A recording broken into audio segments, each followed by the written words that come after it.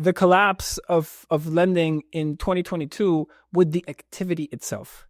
Lending against your Bitcoin is something that can be done very simply, very responsibly, and I would argue with better assurances than lending against any other asset. If I'm taking your Bitcoin and I'm keeping it in custody and I'm lending you dollars, it's very hard to mess that up. Are you not hampered by the fact there's no smart contracts? Because you could make it even easier. So, or you can use wrap Bitcoin as well. That's all coming and stuff.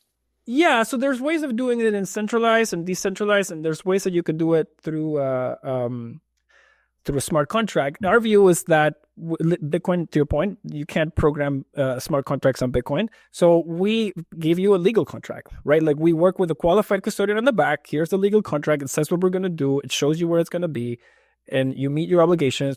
We meet ours. You get the Bitcoin back. So it wasn't a limiting factor because we bridge the two worlds, right? Like, so we give you the services that you would get at a fintech with the uptime that you get in Bitcoin and crypto and the responsiveness that you get in Bitcoin and crypto. So we've basically built a product that can give you a lot of those traditional financial and banking type services that you need, but you can't get in this industry.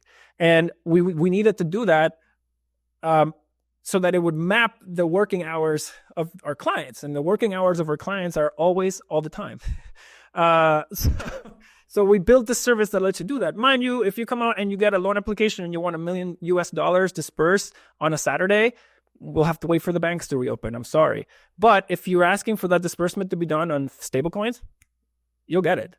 You know, it's basically like a smart contract that lives and breathes.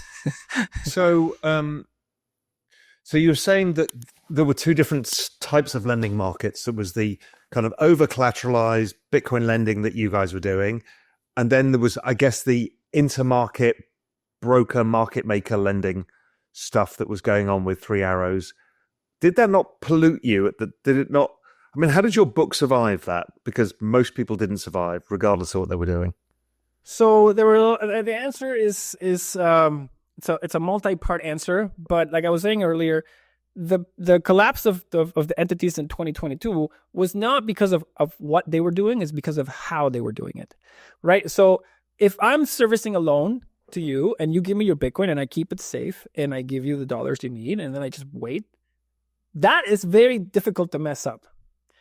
If you're giving me the Bitcoin and I'm giving you the dollars, then I'm turning around and I'm lending that Bitcoin to someone else, and I don't know what that someone else is doing with that Bitcoin, or they're giving me another asset in collateral and I'm going out and trading that other asset because I want to make that extra juice on the assets that I'm holding.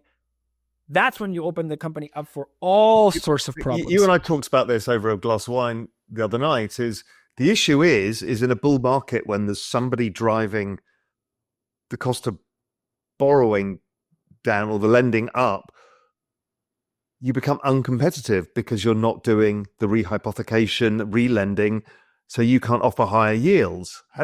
That's hard, right? That was very hard, and we did lose a lot of client assets to places like Celsius or Voyager at the time because they were dangling carrots in front of clients that were off market. You know, they were paying 14 when we were paying 10. And back then, I remember these conversations because some of these are still fresh in my mind because I'm a very competitive guy, right? And I want to keep my book. I want to keep my clients. And when somebody came to me and said, hey, I'm going to Celsius because they're paying me 12, I said, first of all, I respect competition. I welcome competition. I do this for a living. I don't know where I could deploy that and earn enough to pay you 12 and sleep at night. So you should ask them how they're getting 12. I'll show you where my 10 is coming from. You are giving me those dollars and I'm paying you 10 and I'm lending those dollars on the other side at 12. My rates are posted. My spread is 2. You can see it. It's a sustainable business. How can they be paying you 12 when they're turning around and lending that money at 1? How if their posted loan rates range from 6 to 1. So how are they paying you the 12? But in the bull market, to your point, Raoul, nobody asked those questions. And also, there was no regulatory guidance. Hey, thanks for sticking around to the end.